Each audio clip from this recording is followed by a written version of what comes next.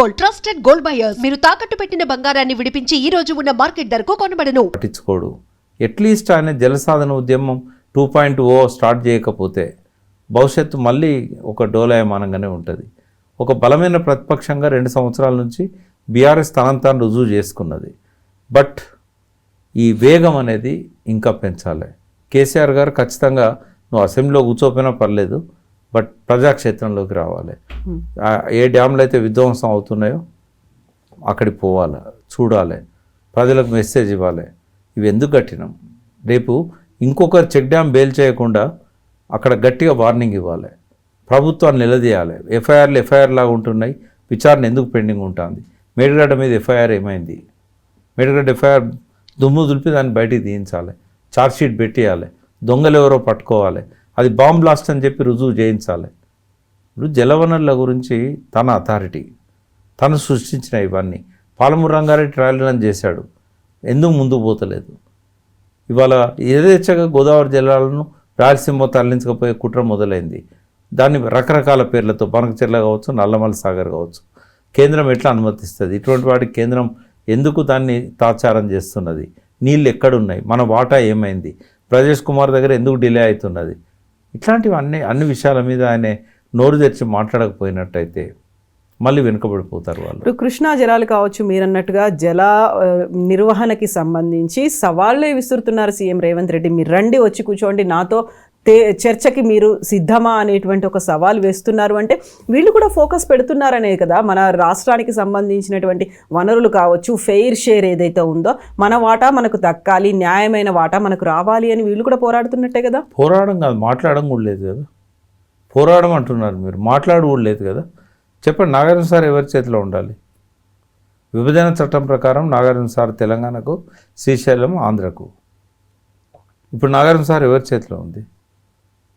అంటే ఇట్లాంటివన్నీ KRMB Nagarjuna sir మీద రిపేర్లకు ఆంధ్రకి ఎట్లా అధికారం ఇస్తుంది? వాళ్ళు చేయలేదు, ఇప్పుడు తెలంగాణని ఎట్లా అడుగుతుంది?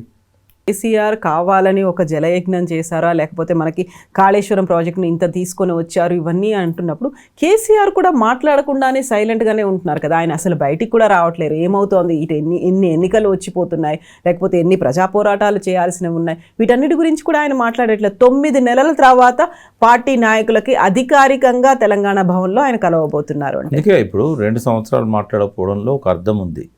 ఏంటంటే రేవంత్ రెడ్డి అనేవాడు ఇమ్మెచ్యూర్డు, ఇన్ఎక్స్పీరియన్స్డ్, కాబట్టి ఓ 2 సంవత్సరాల సమయం ఇద్దాం, ఏమన్నా సరిదిద్దుకుంటాడేమో అనుకుంటే మొత్తం తెలంగాణను ఆగం చేస్తున్నాడు. ఈయన 9.5 సంవత్సరాలు చేసిన అప్పు ఆయన 3 ఏళ్లలో కంప్లీట్ చేసేటట్టున్నాడు. ఇప్పుడు 2 ఏళ్ళు అయింది, 2.88 lakh crore, 2,88,000 కోట్లు. ఏది 2 ఏళ్లలో ఈయన చేసిన అప్పు. ఆయనేమో మొత్తం 9.5 ఏళ్లలో 3.5 లక్షల కోట్లు అప్పు చేశాడు. ఈయన చేసిన అప్పేమో పెన్షన్లకు, పథకాలకు పెడుతున్నాడు, ఒక్కటి కూడా తిరిగి రాదు. మళ్ళా ఆయనేమో పెట్టుబడి వ్యయం చేశాడు, 85% ప్రాజెక్టుల మీద, మనకు ప్రొడక్టివ్ సెక్టర్ మీద క్యాపిటల్ ఇన్వెస్ట్మెంట్ చేశాడు. తెచ్చిన అప్పు కూడా కేసీఆర్ సద్వినియోగం చేశాడు. అందుకే 29,000 కోట్ల ట్యాక్స్ ఆదాయం 1,12,000 కోట్లకు చేర్చాడు. ఆయన ఒక మంచి పునాది వేసిండు. ఈయన ఏం చేయకపోయినా కూడా ఆయన చేసిన పునాది మీద ఇవాళ ఇన్కమ్ పెరుగుతూ ఉంది. ఇవాళ అదే ట్యాక్స్ 1,61,000 కోట్లకు పెరిగిందంటే రేవంత్ రెడ్డి చేసిన గొప్పతనం ఏం లేదు. ఆయన వల్ల ఇంకా ట్యాక్స్ ఇన్కమ్ తగ్గింది, రిజిస్ట్రేషన్లు ఆగిపోయినాయి, రియల్ ఎస్టేట్ పడిపోయింది, ప్రొడక్షన్ తగ్గింది, ఇండస్ట్రియల్ ప్రొడక్షన్ 3rd ప్లేస్ పోయింది ఇండస్ట్రీ, జిఎస్డిపిలో 2nd ప్లేస్లో వ్యవసాయం వచ్చింది. అంటే కేసీఆర్ క్రియేట్ చేసిన పునాది మీద ముందుకు తీసుకుపోవడానికి బదులు తిరోగమన దిశ స్టార్ట్ అయిందని కాగే చెప్పింది. ఇవాళ రేవంత్ రెడ్డి ఆర్థిక ప్రగతిలో రేవంత్ రెడ్డి ప్రభుత్వము చేసినది తిరోగమన దిశలో ఉంది అని చెప్పి కామెంట్ చేసింది. మీరు తిరోగమన దిశ అంటున్నారు. ఇప్పుడు 2047 నాటికి తెలంగాణ 3 ట్రిలియన్ ఎకానమీ కాబోతోంది అనేదే కదా రైజింగ్ తెలంగాణ గ్లోబల్ సమిట్ ముఖ్య ఉద్దేశం. ఆ దిశగానే పెట్టుబడులు అనేవి వస్తున్నాయి. 5,75,000 కోట్ల పెట్టుబడులకు సంబంధించి గ్లోబల్ సమిట్ 2 రోజుల్లో అయింది కదా. ఇప్పుడు నంబర్స్ చూపెట్టొచ్చమ్మా. ఇప్పుడు సంతకాలు పెట్టారు, ఇది కొంచెం దీన్ని పక్కకు పెట్టి ఈ రైజింగ్ సమ్మిట్ నాటికున్న పరిస్థితి ఏందనేది చూద్దాం. మొత్తం 13 సమ్మిట్లలో అటెండ్ అయ్యండి రేవంత్ రెడ్డి. జపాన్ కావచ్చు, ఇక్కడ కావచ్చు, దావోస్ కావచ్చు, ఈ మొత్తం సమ్మిట్లలో సంతకాలు పెట్టినాయి 4,60,000 కోట్లు. వచ్చింది ఎంత తెలుసా? అప్రూవల్స్ అయినాయి. అది IIC Telangana industry infrastructure corporation. Industrial infrastructure corporation దగ్గరికి వచ్చినాయి అప్రూవల్స్కి 18,000 కోట్లు. అంటే 4,60,000 కోట్లు ఎక్కడ సంతకాలు అయినాయి, 18,000 కోట్లు అప్రూవల్కి వచ్చినాయి. గ్రౌండింగ్ అయింది ఎంత అంటే 12,000 కోట్లు. గ్రౌండింగ్ అయిన వాటిలల్లో సంతకాలు అయినాయి ఎన్ని అంటే 2,500 కోట్లు. అంటే 4,50,000 కోట్లకు సంతకాలు అయితే వచ్చింది ఎంత అంటే 2,500 కోట్లు. ఎంత పర్సెంటేజ్ మీరు చెప్పండి?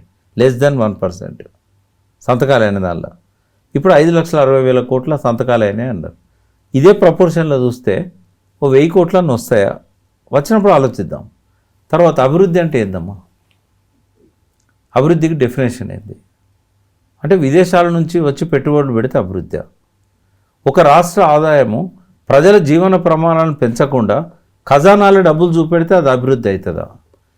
ఒక అభివృద్ధికి నిర్వచనం ఏంటంటే అభివృద్ధి ప్రణాళిక గ్రామ సభ దగ్గర జరగాలి. గ్రామ సభలు ఉన్నాయి పంచాయతీరాజ్ సిస్టంలో. సర్పంచ్లు ఎన్నికైళ్ళు. సర్పంచ్లు ఏం చేయాలి? ఆ ఊరికి ప్రణాళికను తయారు చేయాలి. మా ఊరు మా ప్రణాళిక అని చెప్పి కేసీఆర్ గవర్నమెంట్లో మొదలైంది. ఈ ప్రణాళికల ఆ ఊరిలో యాదవులు ఎక్కువ ఉన్నారా, బర్రెలు ఎక్కువ కావాలన్నా, వాళ్ళ జీవన ప్రమాణాలు పెంచాలంటే రాష్ట్ర ఆదాయం పెరగడం అంటే ఒక కుటుంబ ఆదాయం పెరగడం, ఒక గ్రామం ఆదాయం పెరగడం, ఒక మండలం ఆదాయం పెరగడం, ఒక జిల్లా ఆదాయం పెరగడం.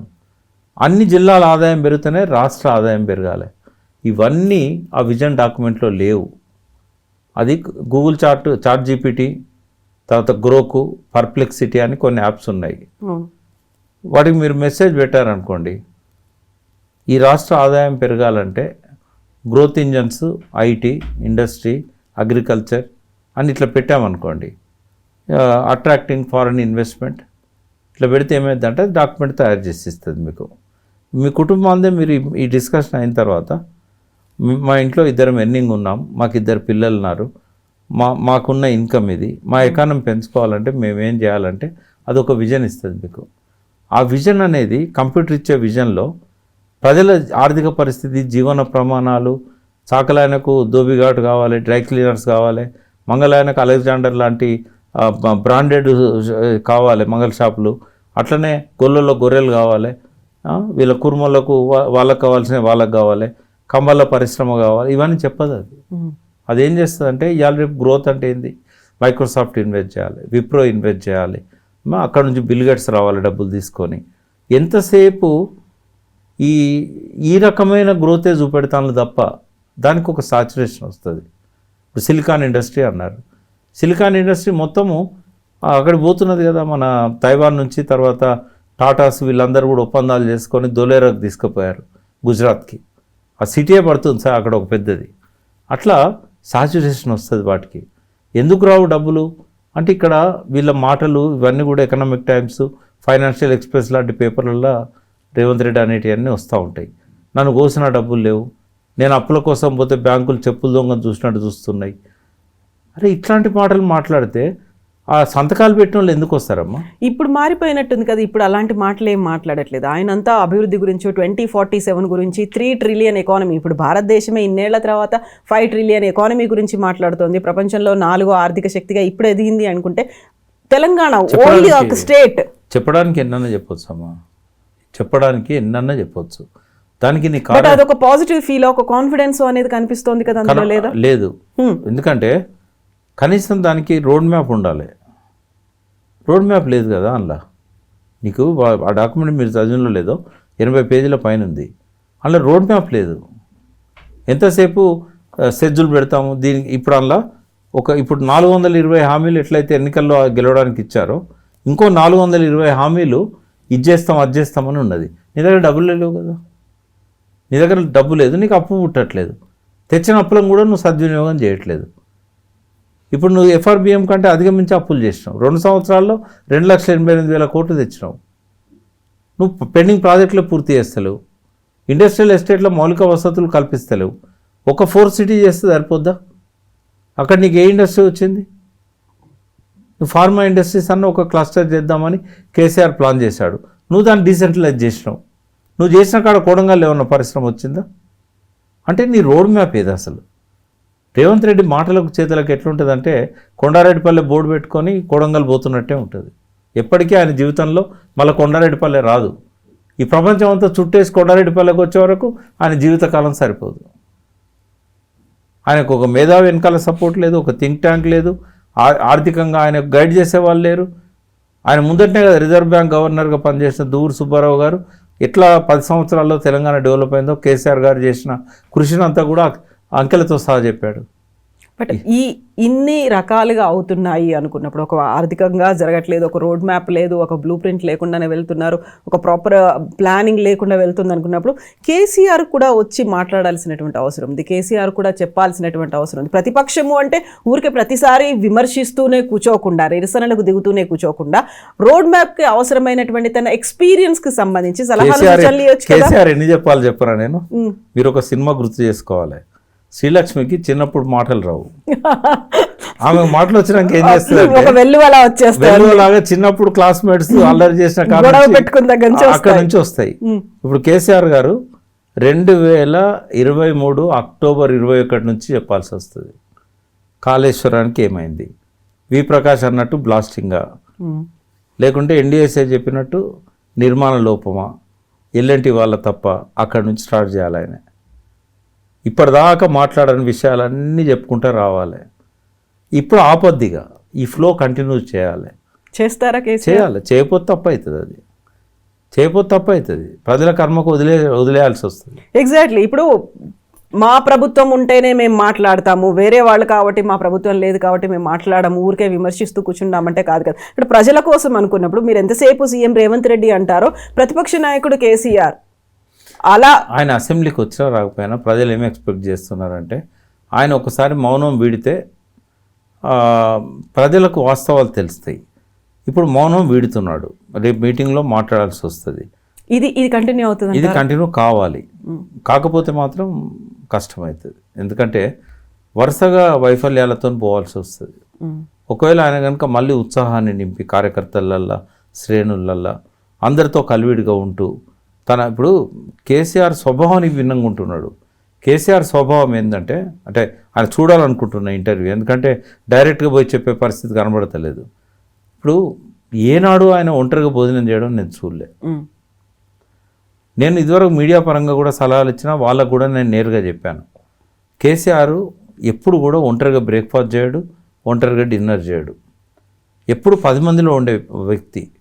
నేను ఉద్యమకాలం అంతా ఆయన కుటుంబ సభ్యులతో చాలా తక్కువ ఉన్నారు, మాలాంటి వాళ్ళతో చాలా ఎక్కువగా ఉన్నాడు. మళ్ళీ ఆ వైఖరి కేసీఆర్ తీసుకోవాలి.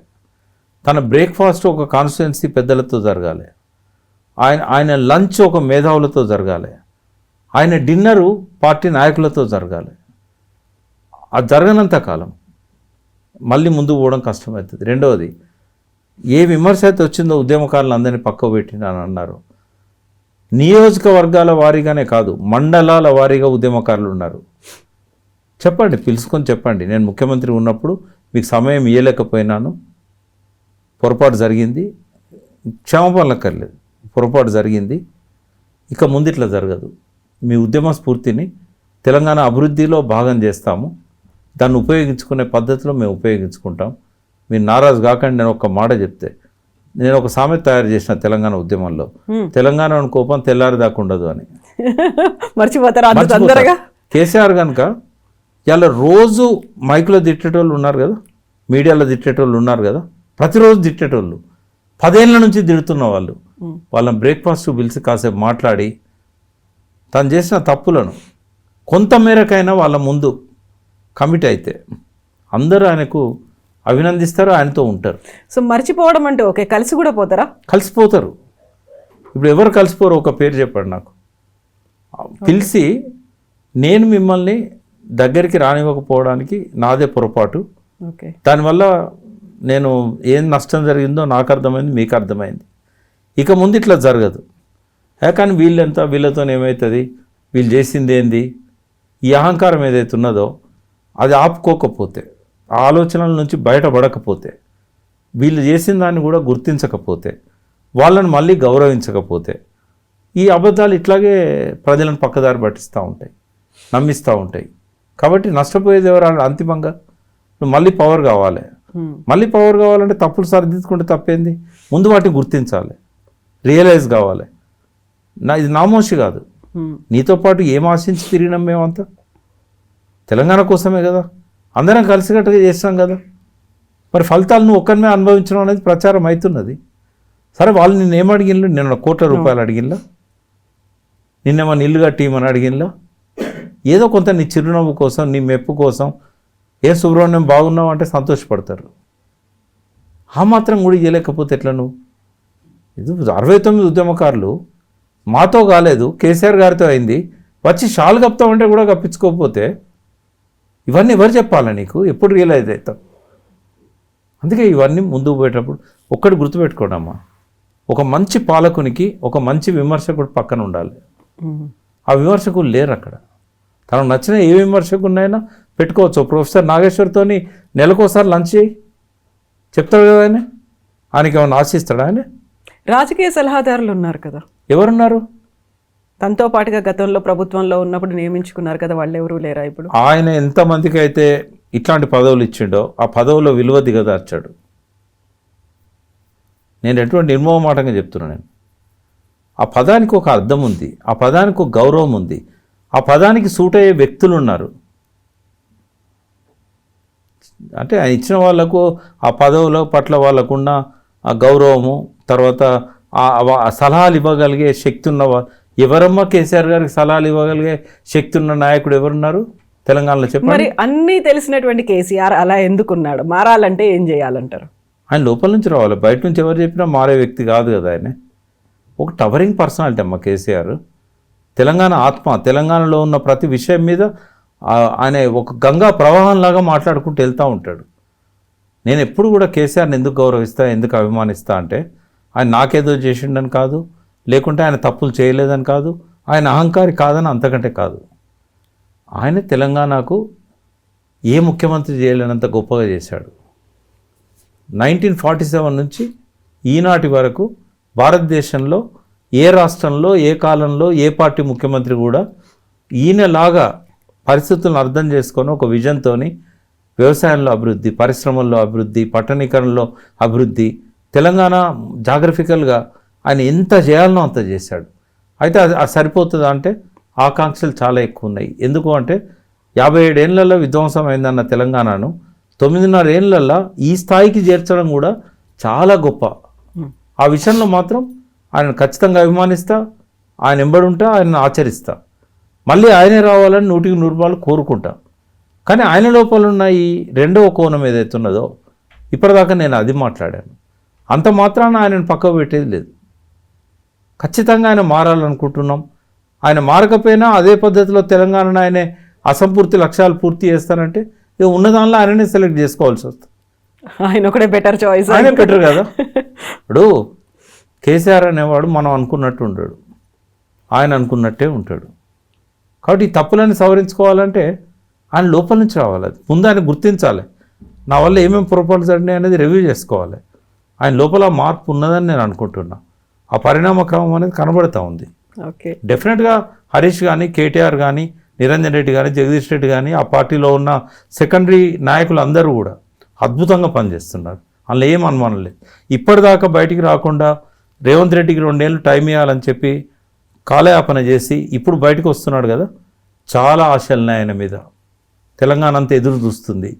ఏం చేస్తాడో, ఈ నీళ్ళను కాపాడుతాడా, మనకు రేవంత్ రెడ్డి ఇచ్చిన హామీలలో అవి అమలు కావడానికి ఏమన్నా గర్జిస్తాడా, చాలా ఆకాంక్షలతోనే ఎదురు చూస్తున్నారు. ఈ రేపు ఆదివారం నాడు ఆయన ఉపన్యాసం ఎట్లుంటుంది, బట్ అది క్లోజ్డ్ డోర్ మీటింగ్. కానీ బయటకు వచ్చి మీడియాతో ఆయన మాట్లాడితే కనుక డెఫినెట్గా అది తెలంగాణకు మళ్ళొకసారి జీవసత్వాలను ఇస్తుంది, రిజోనేట్ చేస్తుంది. అందరి కార్యకర్తలనే కాదు, ప్రజలు కూడా చూస్తున్నారు. ఇప్పటికీ ఆయన క్రేజ్ మాత్రం తగ్గలేదమ్మా. ప్రజల్లో ఆయన క్రేజ్ తగ్గలే. రోజు ఫోన్లు చేస్తారు, నేను పోతుంటా అనుకుంటారు వాళ్ళు. నేను రోజు ఫామ్ హౌస్ పోతా, కేసీఆర్ గారితో కూర్చుంటా అనుకుంటారు. నేను ఇప్పటికీ ఈ మొత్తం 2 ఏళ్లలో ఆయన కలిసింది 2 సార్లు. శుభాభినందనలు చెప్పడానికి బర్త్డే రోజు కలిసినాం, ఓడిపోయిన రోజు పోయి కాసేపు కూర్చొని వచ్చినాం. అంత మించి ఎన్నడూ కలవలేదు. కానీ వాళ్ళు ఏమంటారంటే ఒక్కసారి సెల్ఫీ దిగాలి జీవితకాలంలో, మా లాస్ట్ ఊపిరి వరకు ఒక్కసారన్నా కేసీఆర్ గారిని డైరెక్ట్ కలవాలి. ఇట్లా ఎంతోమంది అడుగుతూ ఉంటారు. అంటే ఆయన ఎంత దూరంగా ఉన్నాడో ప్రజల లోపల అంత ప్రేమ పెరిగింది. వాళ్ళు చేసిన పశ్చాత్తాపం కూడా వాళ్ళలో కనబడతా ఉంది కొంత. మేమే తప్పు చేసినాం, సార్ని గెలిపించుకోవాల్సి ఉండే, మా ఎమ్మెల్యే మీద కోపంతో సార్ దిగిపోతారని అనుకోలేదు మేము, ఇట్లా మాట్లాడుతున్నారు. డెఫినెట్గా ఇది జలసాధన ఉద్యమం 2.0గా మొదలైతే కనుక ఇది ఒక గుడ్ బిగినింగ్ అవుతుంది ఆ పార్టీకి. వాళ్ళు ఆలోచించాలి, వాళ్ళు ఆ సార్తో కలిసి మాట్లాడుకొని ఒక ఉద్యమ పదంలోనే ముందుకు సాగాలి. గతంలో ఉన్న ఉద్యమ స్ఫూర్తినంతా కూడా పార్టీకి తెలంగాణ కోసం ఎట్లా వాడుకోవాలి, ఎట్లా ఛానలైజ్ చేయాలనేది వాళ్ళు కూర్చొని డిస్కస్ చేయాలి.